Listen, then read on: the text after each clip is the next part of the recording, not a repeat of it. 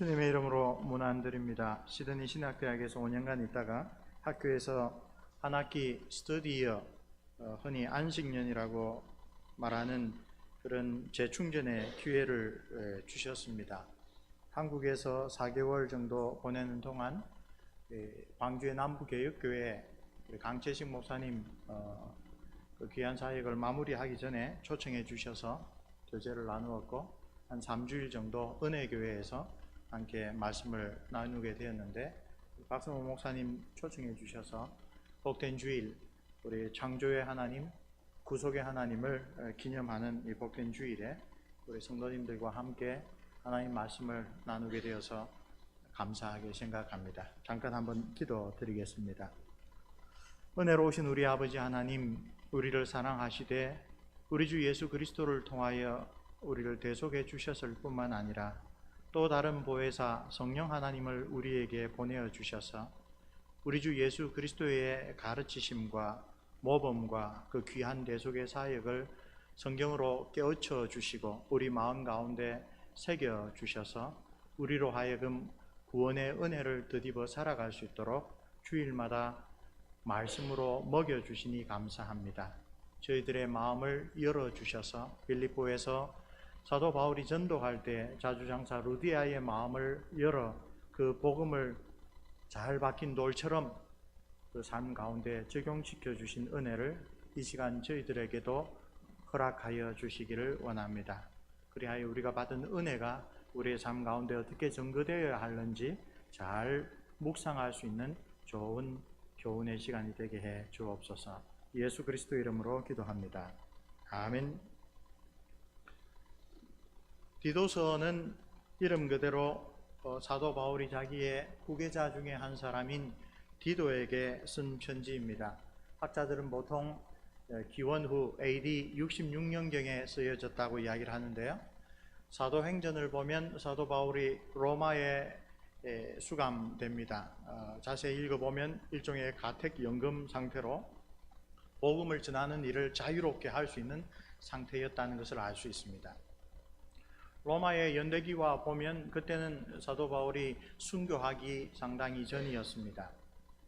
사도행전의 기록은 거기에서 마치지만 최초의 교회사를 쓴 유세비우스, 가이사라의 주교였던 유세비우스 선생의 기록에 따르면 그 첫째 가택연금에서 일시적으로 풀려나서 로마로 가려고 했을 때에, 로마서를 썼을 때에 소망했던 대로 서바나, 오늘날의 스페인에 선교를 하였고, 또 디도를 데리고 오늘 디도가 처해 있는 이 그레데 섬, 크레타 섬에 와서 여러 곳에 교회를 세우고, 자기는 또 다른 사역지로, 또 다른 선교지로 떠나기 전에 우리 디도서 1장을 보면 내가 너를 그레데에 남겨둔 이유는, 떨어뜨려둔 이유는 부족한 일을 바로잡고 나의 명한 대로 각 성에 장로들을 세우게 하려 함이니, 그런 이야기가 나옵니다. 사도행전을 자세히 읽어본 사람들은 이 사도 바울이 그레다 섬을 갔었지만 디도와 함께 간 기록은 사도행전에 없습니다. 그래서 사도행전이 기록이 되고 난 다음에 사도행전까지 묘사된 사도 바울의 사역 이후에 일어난 일이라는 것을 알 수가 있습니다. 그러고 보면 디도서는 사도 바울이 교회에 남긴 하나님의 계시의 말씀 가운데 가장 늦게 쓰여진 편지 중에 하나입니다. 63년경에 디모데전서를 썼고 66년경에 디도서를 썼고, 그리고 우리가 사도 바울의 유언이라고 종종 부르는 디모데후서가 마지막으로 쓰여졌습니다. 그때는 디모데후서를 쓸 때는 다시 로마에 수감되었는데 이제는 가택연금 수준이 아니라 포로 로마노라고 하는 유명한 그 광장 지하에 있는 던전에, 지하 감옥에 착고에 차여서 그렇게 지내고 있다는 것을 알 수가 있습니다. 이런 배경 설명을 통하여 우리가 디도서에 대하여 미리 인식할 수 있는 중요한 그 정보가 있습니다.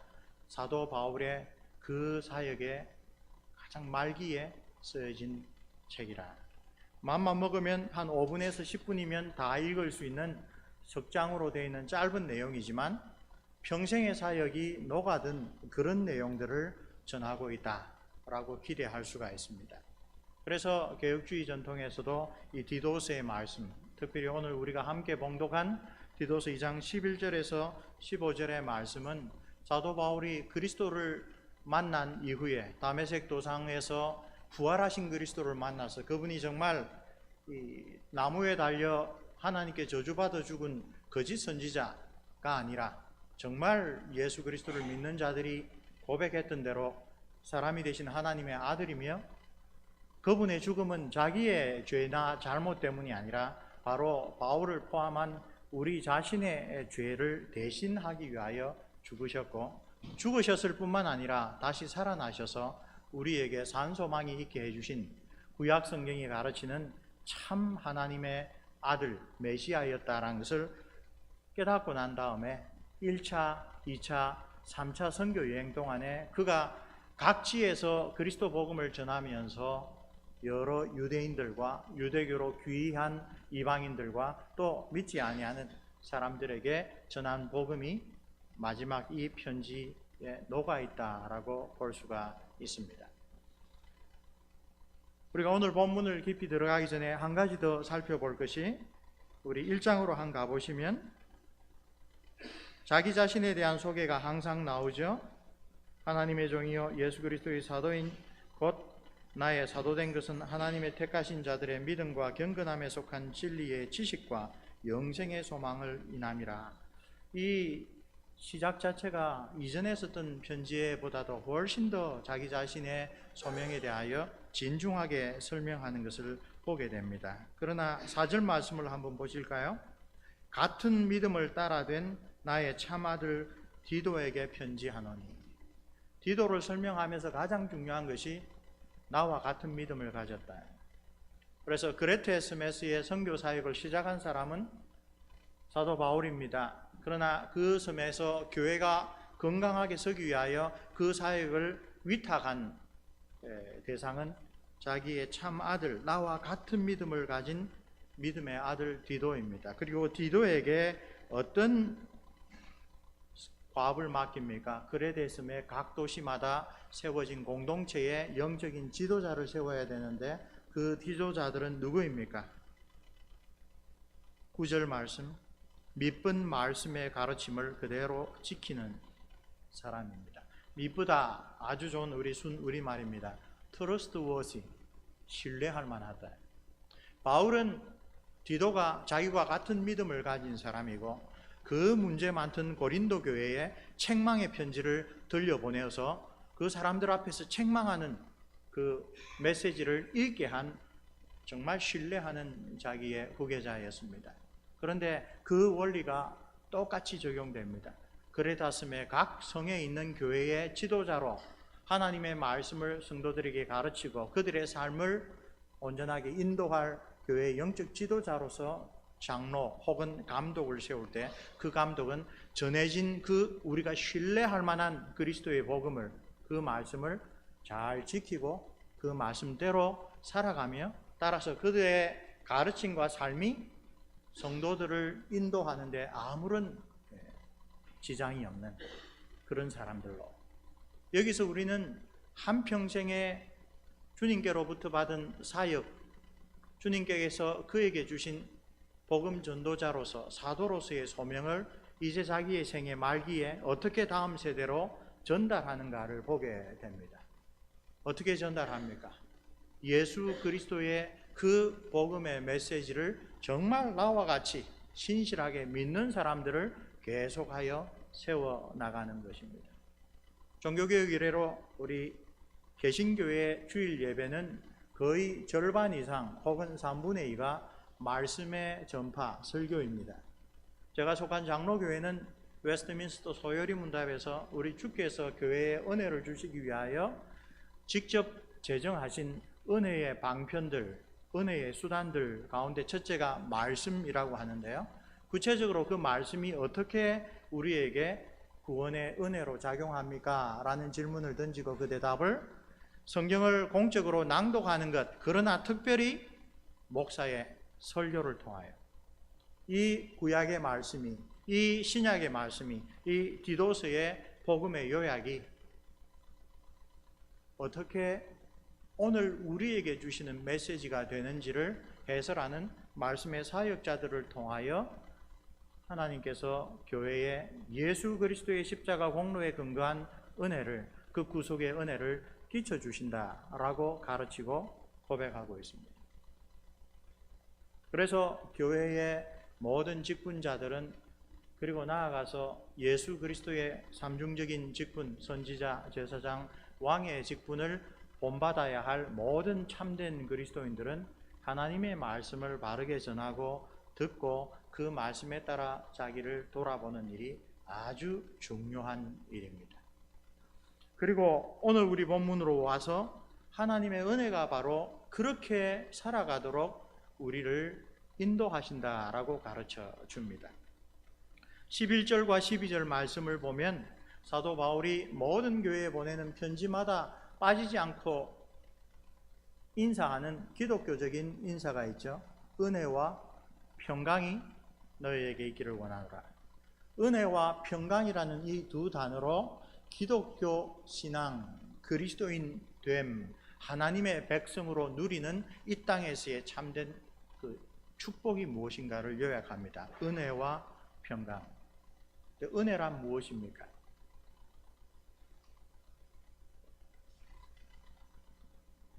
저는 청년들을 오랫동안 가르치는 사역을 하였습니다. 네덜란드에서 7년 동안 유학하는 그 전과 그 후에 청년 대학부들을 많이 지도했는데요. 겨울철이 되면 일주일 동안 수련회장에 올라가서 월요일부터 금요일까지 밤마다 한두 시간씩 찬송하고 목이 쉬도록 기도하고 눈물과 콧물을 다 흘리면서 하나님 앞에 자기를 드립니다. 근데 여러 해를 지켜보니까 아주 안타깝고도 어떻게 보면 참 흥미로운 현상을 봅니다.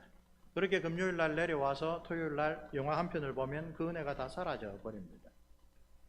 은혜 받기 위하여 그렇게 열심히 찬양하고 목이 쉬도록 기도하고 눈물 콧물 흘려서 은혜 했는데 영화 한 프로 봐서 사라진다면 그것은 하나님이 주시는 은혜일까? 라고 반성을 하게 됩니다. 왜냐하면 은혜는 죽었던 영혼을 일깨워 살리고 하나님이 기뻐하시지 않은 길로 가던 사람을 돌이켜서 하나님이 기뻐하시는 복된 길로 가는 그런 능력을 가진 것이 성경이 말하는 은혜이기 때문에 거기서 새삼스럽게 불현듯 우리가 이 은혜라는 귀한 말을 너무 쉽게 남용하고 있구나. 주로 감정적으로 아주 고조화되고 하면 은혜 받았다. 목사님 오늘 설교 은혜로 왔습니다. 그리고 인사를 하고 갑니다. 그런데 일주일 동안 그 받은 은혜가 그 사람의 삶을 조금도 변화시키지 않는다면 그때 성도님들이 인사로 하는 은혜는 그냥 내가 감명받았다라는 정도일 것입니다. 이런 일들은 교회에 아주 흔하게 일어납니다. 장로교회에서는 재직회와 공동의회가 가장 중요한 교회의 결정기구입니다. 그때 우리가 헌금을 이렇게 써도 됩니까? 우리가 교회를 이렇게 해도 됩니까? 하고 종종 다툼이 일어날 경우가 있는데 그러면 누가 손을 들고 우리 은혜롭게 합시다 라고 이야기를 합니다. 그때 은혜는 좀 따지지 말고 그냥 교회에서 하자는 대로 목사님이나 장로님들이 당회에서 하자는 대로 합시다. 뭘 그렇게 따집니까? 라고 하는 뜻으로 은혜롭게 합시다 라는 말을 씁니다. 그건 역시 성경이 가르치는 은혜의 뜻을 아주 잘못되게 적용하는 사례입니다. 사도는 하나님의 새로운 공동체인 교회에서 모든 일이 잘 정돈되고 아름답게 이루어지도록 합니다. 그래서 교회는 그 사도적 가르침을 따라서 교회 헌장을 만들고 예배의 모범을 만들고 모든 일의 절차를 만듭니다. 왜? 하나님의 교회는 모든 일이 단정하고 바르게 진행되어야 되기 때문입니다. 그런데 그렇지 않고 아주 인간적으로 여러 가지 일들을 처리하면서 은혜롭게 합시다 라고 할 때 이 성경의 하나님의 크신 구속의 사역을 대표하는 은혜라는 말을 우리가 아주 남용하고 있구나. 그리고 우리가 한 걸음 더 종교개혁자 루터의 그런 관점을 따라보면 바로 그런 점에 마귀가 역사하고 있구나. 하나님이 우리에게 주신 귀한 것을 귀하지 않게 쓰게 만드는 것, 그런 우리의 방자한 마음을 들어서 은혜라고 하는 말이 과연 무슨 뜻으로 성경에서 선포하고 있는가를 아주 희석시키거나 혹은 잊어버리게 만드는 것. 그래서 우리가 오늘 이 본문에서 은혜라는 말이 어떻게 쓰여지고 있는지, 사도 바울이 평생 모든 교회에서 전파한 하나님의 말씀, 여러 교회에 보낸 편지에서 잊지 않고 한 기독교적 인사의 그 표현이 은혜가 도무지 어떤 뜻으로 쓰이고 있는지를 대표하여 볼 수가 있습니다. 우리 이제 11절 말씀에 집중해 보겠습니다. 모든 사람에게 구원을 주시는 하나님의 은혜가 나타난다. 하나님의 은혜는 모든 사람을 구원한다라고 사도 바울은 요약합니다. 여기서 모든 사람은 한 사람도 빠짐이 없이라는 뜻의 모든은 아닙니다. 만약에 그렇게 해석하면 사도 바울이 앞서서 한 많은 이야기들과 서로 모순이 되고 충돌이 됩니다. 사도 바울은 예수를 믿다가 배반한 사람들, 혹은 마귀의 손에 넘겨줬다고 하는 사람들, 믿지 아니한 자에게는 하나님의 진노가 임한다라는 그런 엄격한 경고의 말씀을 무수히 반복합니다. 구원받지 못할 사람들이 많이 있습니다. 구원받는 하나님의 백성은 하나님의 크신 은혜 가운데 택함을 입은 사람들입니다. 데살로니가 전서에 나오듯이 믿음, 소망, 사랑이라고 하는 성령께서 하지 아니하시면 나올 수 없는 그런 열매를 가진 사람들을 보고 하나님이 너희를 택하였음을 내가 아노라 라고 이야기를 합니다. 그래서 여기에서 모든이란 말은 사도 바울의 용법 가운데 종종 나오듯이 모든 종류의 사람을 말합니다. 유대인뿐만 아니라 이방인들도, 자유인뿐만 아니라 종도, 남자들뿐만 아니라 여자들도, 아이들까지도, 피부가 검은 스구디아인 뿐만 아니라 피부가 하얀 라틴인까지도 하나님께서는 외모를 보시지 아니하신다. 그래서 모든 종류의 사람이라는 뜻으로 번역을 하는 그런 영어 성경들도 있습니다. 하나님의 은혜는 구약의 이스라엘 백성들이 큰 은혜를 받고도 이기적으로 착각했듯이 유대인들에게만, 아브라함과 다윗의 혈통적인 자손들에게만 한정되지 않고 하나님이 기뻐하셔서 부르시는 먼데 있는 모든 사람들까지 포함하여 하나님이 부르시는 모든 사람을 구원하신다라는 뜻입니다. 나타나라고 하는 동사가 아주 재미있습니다.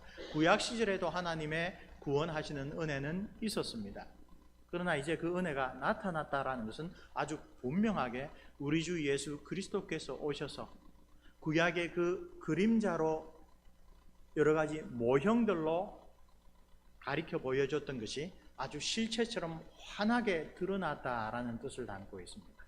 이 나타났다라는 동사는 아침에 새벽에 태양이 지평선에 떠오르기 전에 어둑하였던 세상이 그 태양이 지평선으로 올라왔을 때 환하게 되는 그런 현상을 묘사할 때도 많이 사용됩니다. 예수 그리스도께서 오심으로 하나님께서 모든 사람을 구원하신다라는 것이 분명하게 나타났다. 그게 하나님의 은혜다. 오늘 우리가 관심을 가지고 깊이 살펴볼 것은 12절에 나오는 은혜의 두 번째 용도입니다. 그 은혜는 우리를 양육하십니다. 은혜는 우리를 구원할 뿐만 아니라 구원받은 우리를 양육하십니다.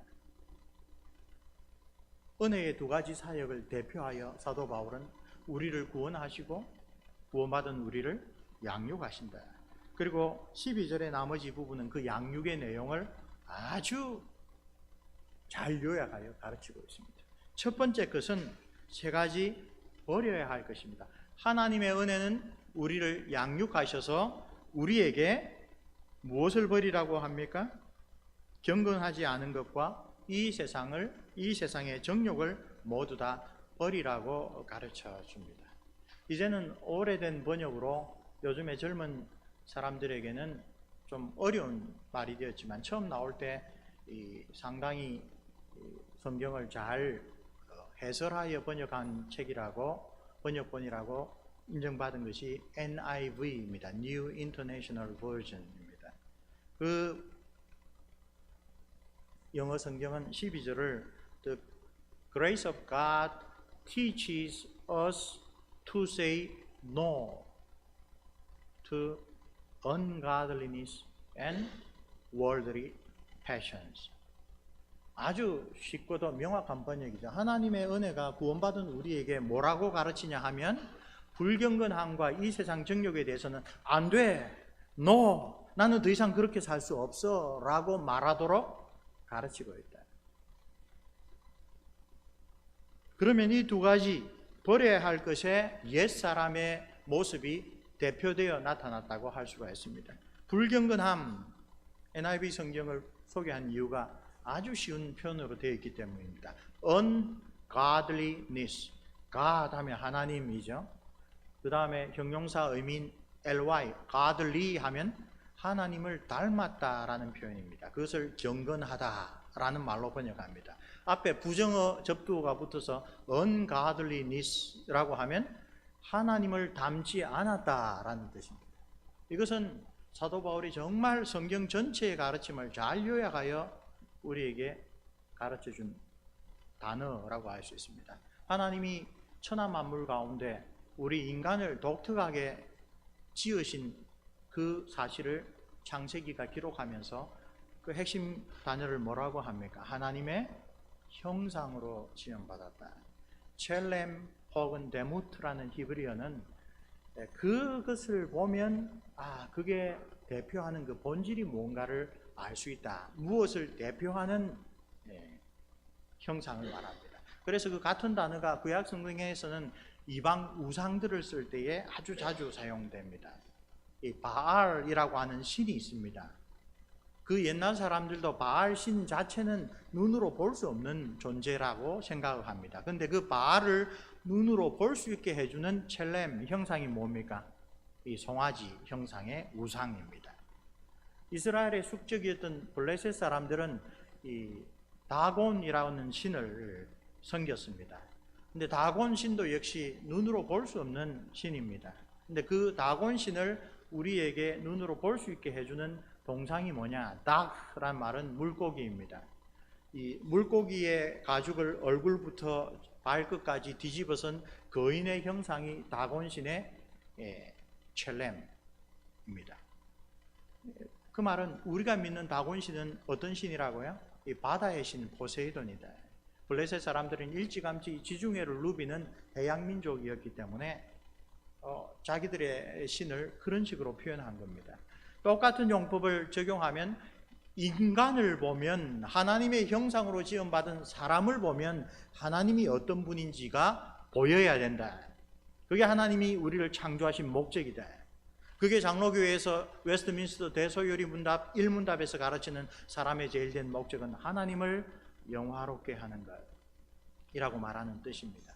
그런데 구원받기 이전의 우리의 삶은 그런 하나님의 형상으로 지음받고 태어난 그 목적을 거슬러서 하나님을 닮지 않음, 불경건함, 하나님을 사랑하지 않았기 때문에 하나님의 말씀을 신뢰하고 순종하는 것 대신 마귀의 말이 우리에게 더 유익하다라고 하는 그런 생각에 빠져 하나님께 등을 돌린 아담과 하와 이래로 우리는 하나님을 닮고 하나님이 어떤 분이신지를 천하 만물에 정시하는 대신 우리를 끼웠던 마귀의 종이 되어서 자기에게 유익한 것을 열심히 따라가다 보면 결국 아주 추한 모습으로, 마귀와 같은 모습으로 바뀌게 된다.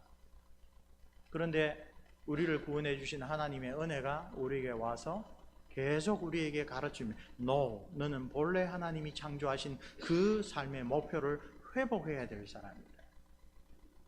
너는 구속받은 그리스도인으로서 예수 그리스도를 본받아야 되고 그 모든 일에서 그리스도께서 보여주신 모범을 따라야 할 사람이다. 왜?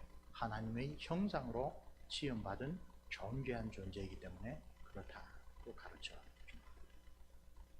그런데 하나님의 형상을 추구하는 참된 그리스도인의 삶을 따르지 않는 사람들, 아직도 이 복음을 받아들이지 못하고 달리 말해서 구원하시는 은혜를 누리지 못하는 사람들, 나아가서 구원을 받았으나 교회를 다녔으나 여전히 그 양육하시는 은혜를 사모하지 못한 사람들은 그의 소망이 어디 있겠습니까?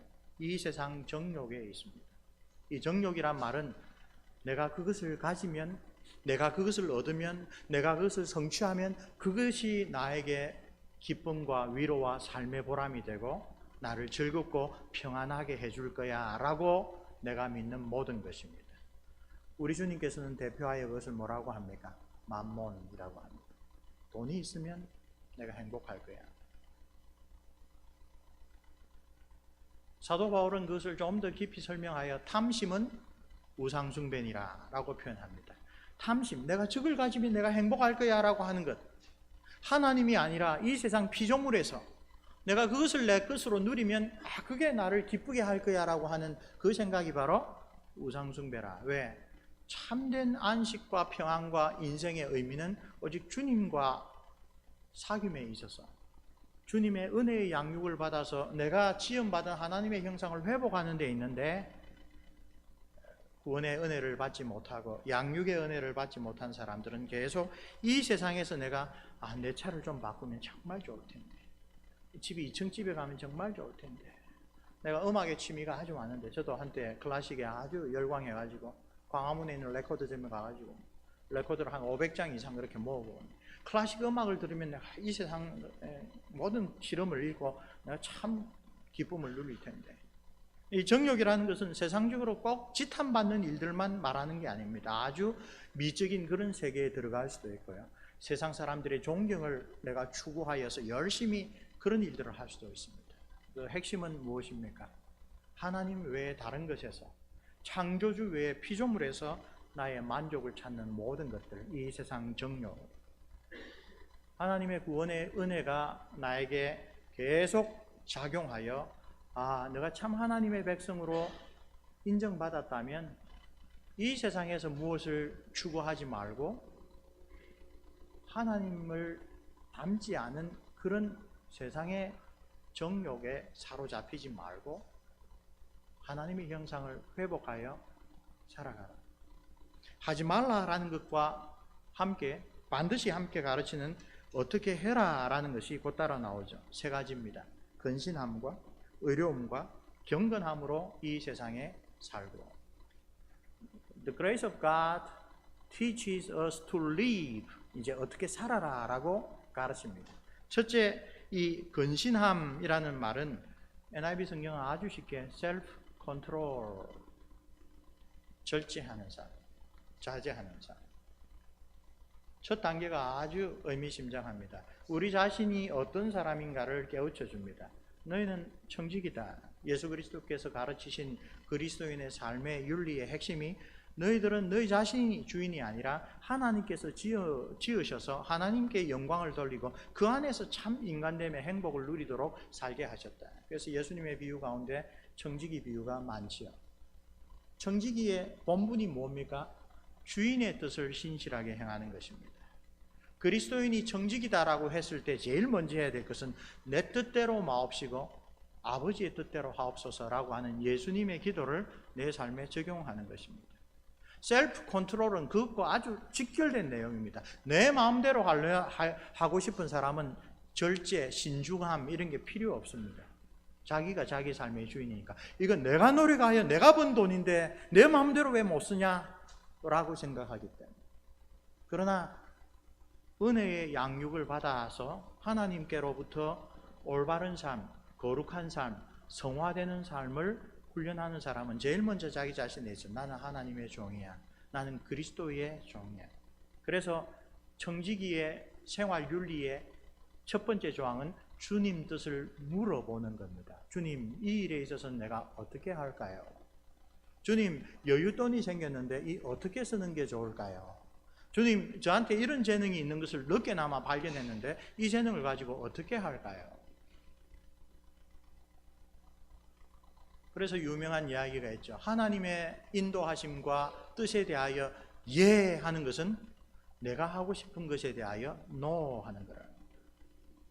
그게 바로 이 신중함, 곧 절제입니다.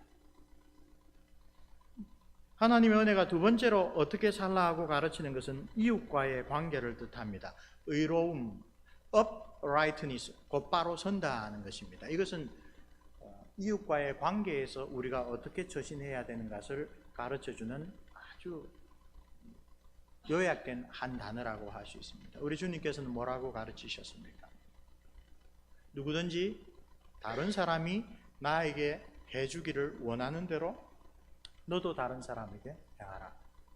이건 정말 하나님께서 우리 인류를 지으시고 사람들 마음 가운데 심어주신 정말 기본적인 올곧은 자세입니다. 그래서 공자님도 동일한 이야기를 하셨죠. 이런 원리 위에서 예수님께서는 하나님의 사랑이 얼마나 놀라운가를 보여주시기 위하여 이웃사랑의 새로운 기준을 하나 더 마련해 주셨습니다. 사람이 친구를 위하여 자기 목숨을 버리면 이보다 더 큰 사랑이 없느니라. 그 다음에 그 친구가 누구라 그랬어요? 내가 너희를 위하여 목숨을 버린다. 의로움, 이웃사랑에 있어서도 우리의 기준은 이 세상의 윤리 도덕의 기준이 아니라 예수 그리스도께서 어떻게 사셨는가를 보는 것입니다. 그래서 세 번째, 하나님과의 관계에서는 당연히 하나님의 은혜가 우리를 양육하여 어떻게 살라고요? 경건하게 살아라. 다시 경건함이 나옵니다. 하나님을 닮는 삶, 예수 그리스도께서 보여주신 온전한 하나님의 형상으로 회복되는 삶.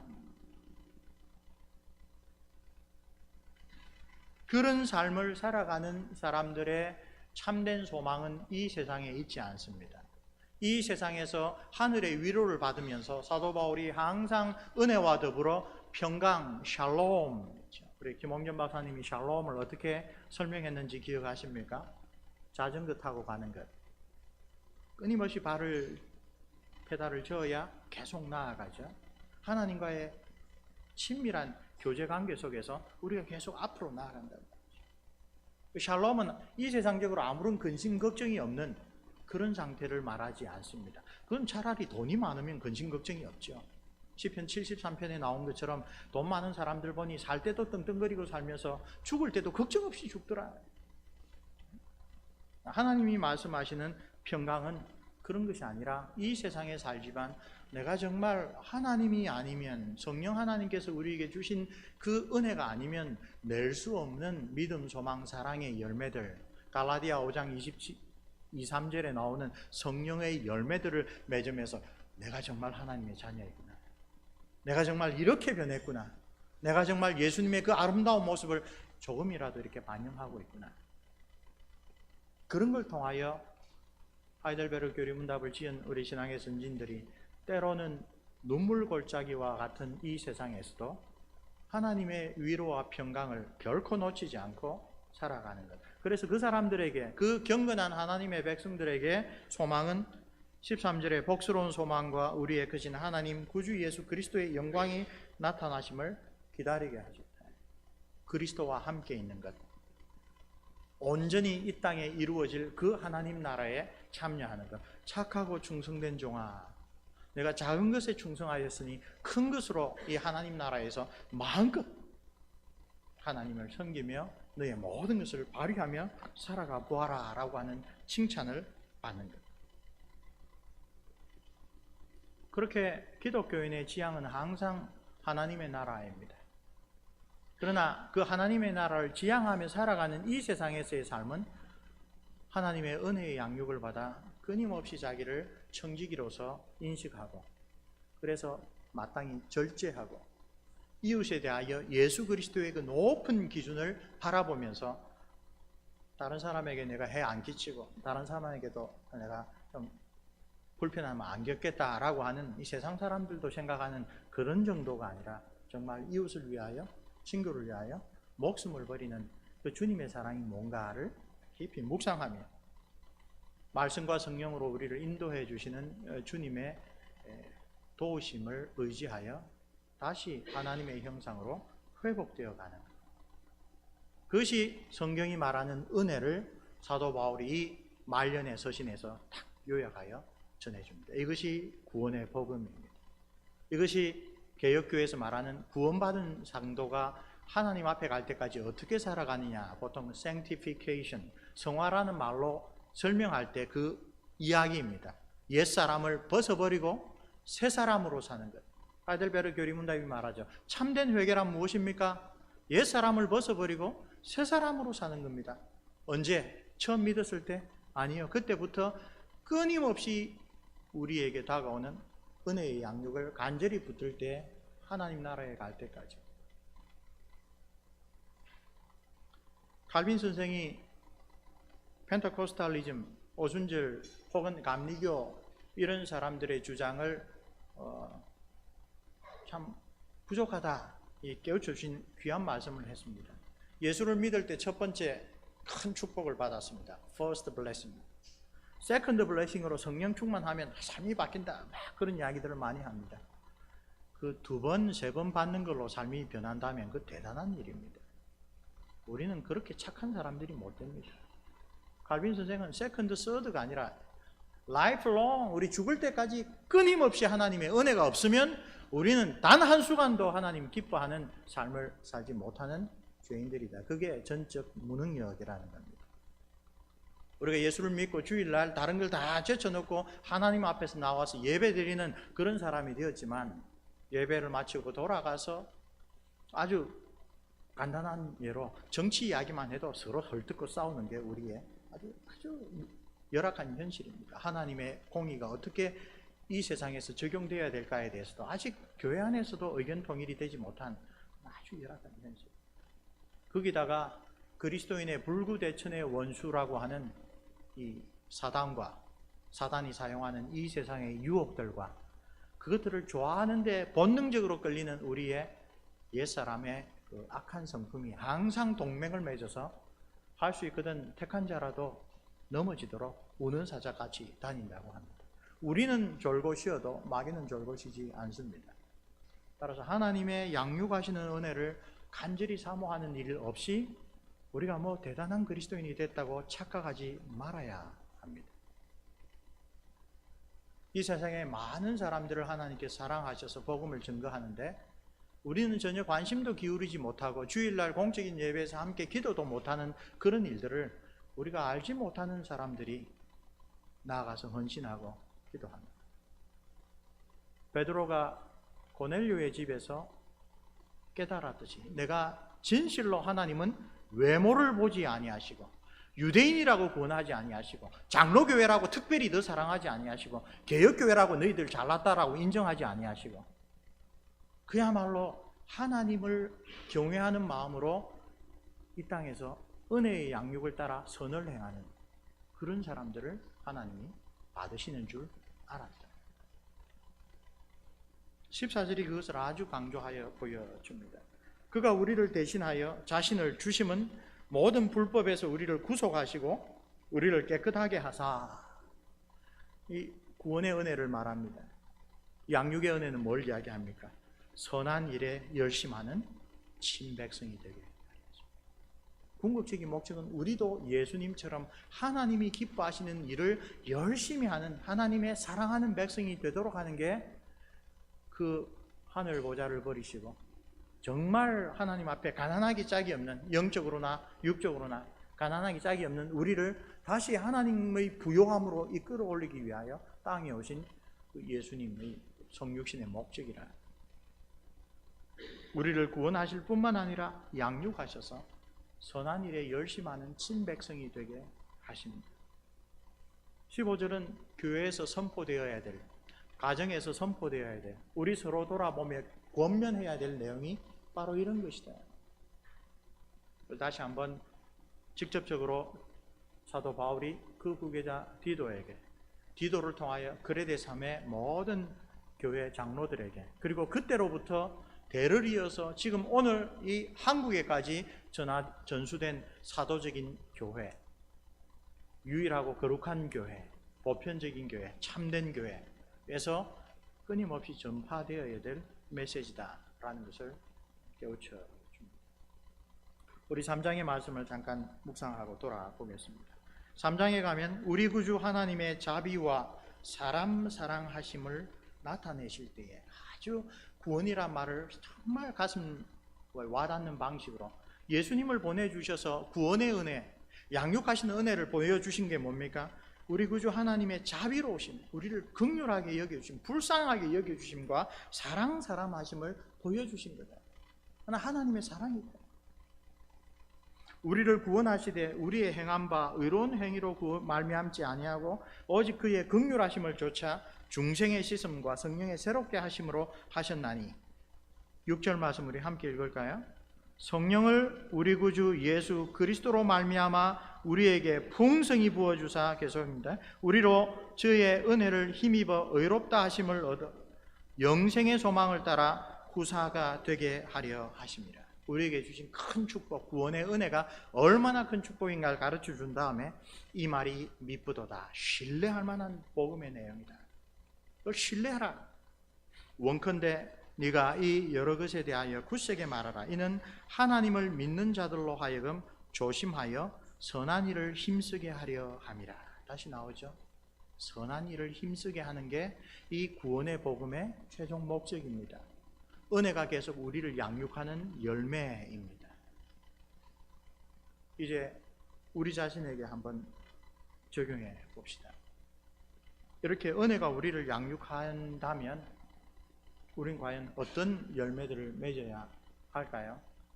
아니, 그 전에 내 삶 가운데 은혜가 나를 양육하는 것을 느끼고 계십니까?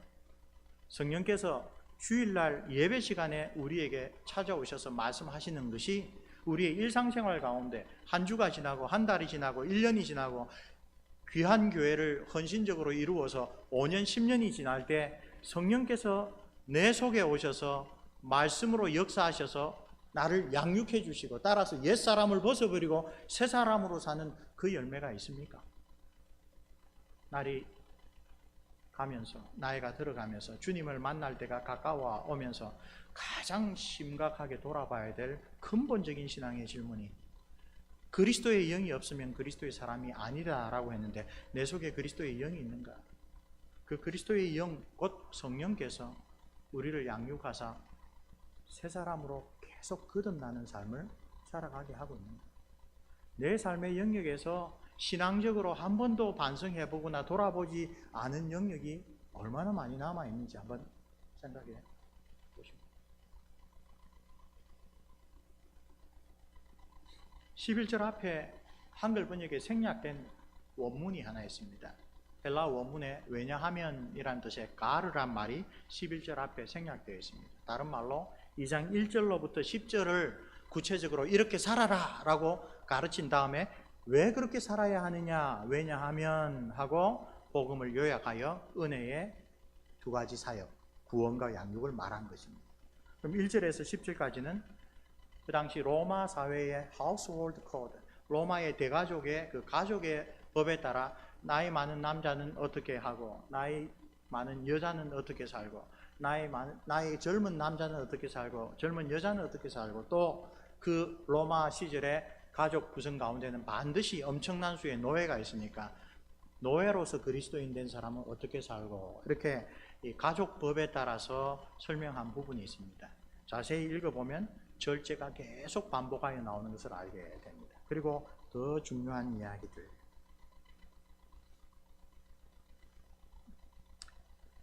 5절 말씀 한번 보실까요? 젊은 여인들에 대하여 나이든 여인들이 어떻게 가르쳐야 하는가를 가르치는 내용입니다.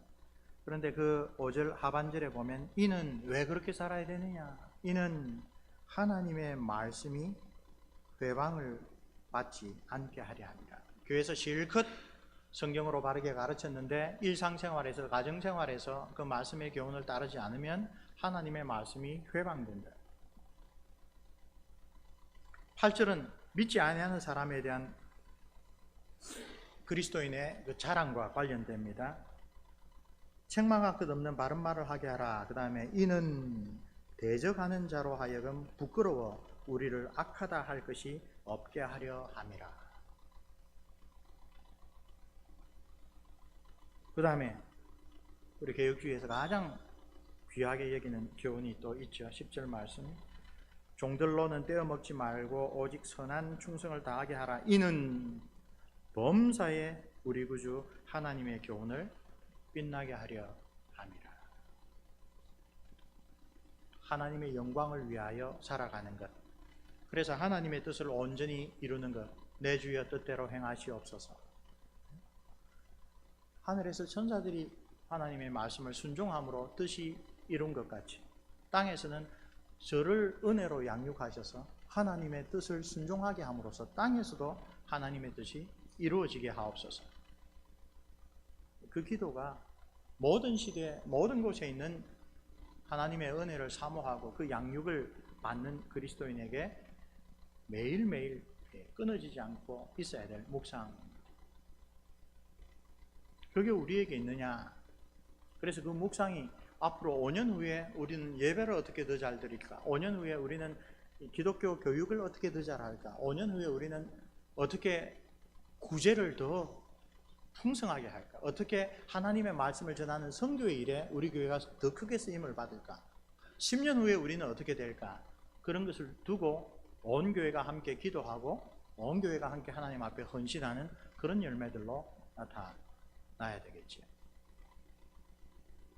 마틴 로이드 존스 목사님 이야기로 일화로 우리에게 저와 여러분 모두에게 도전을 주면서 이 말씀을 맺도록 하겠습니다. 은퇴하신 다음에 기자가 찾아와서 이런 질문을 했다고 합니다. 목사님, 당신은 평생 귀한 말씀의 사역을 다 하셨는데 기독교가 무엇이라고 생각합니까? 그 대답이 아주 사람들의 예상을 뛰어넘는 것이었습니다. 자기는 기독교가 thinking, 생각하는 거라고 생각합니다. 이 교리에 관한 것 어떤 것이 아닙니다. 이런 은혜의 양육을 받은 사람이 하나님이 나를 이렇게 사랑하시고 나를 이렇게 구원하시고 나에게 이런 재능과 이런 여건과 이런 자녀들과 이런 환경을 주셨는데 나는 어떻게 그 은혜의 양육을 따라 하나님 앞에 헌신할까? 그는 자기의 생각에서 나옵니다. 그에 대한 대답은 많은 경우 성경에서 직접적으로 나오는 것 그 터 위에 각 사람에게 주신 은혜의 분량대로 각 사람이 하나님의 말씀을 간구하며 기도하는 그 기도에 대한 응답으로 하나님께서 주실 겁니다. 많은 경우에 우리는 말씀을 많이 읽고 배우되 그 배운 바 말씀을 성령께서 들으셨어서 내 삶의 어떤 구체적인 새 사람으로 계속 변화해가는 그런 열매를 맺을까에 대해서는 그렇게 생각을 하지 않습니다. 특별히 좋은 목사님들에게 말씀을 잘 배울 때 우리는 아주 하나님께 감사하고 기뻐합니다.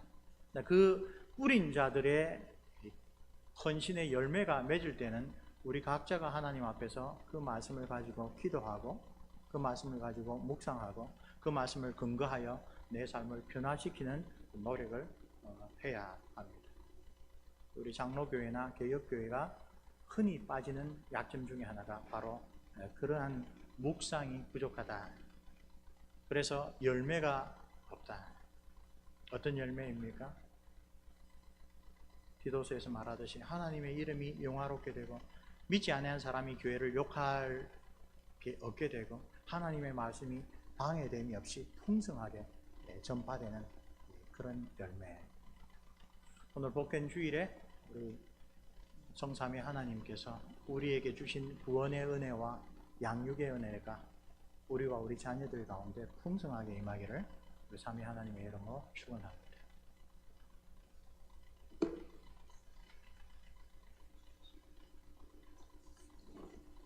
함께 기도하겠습니다.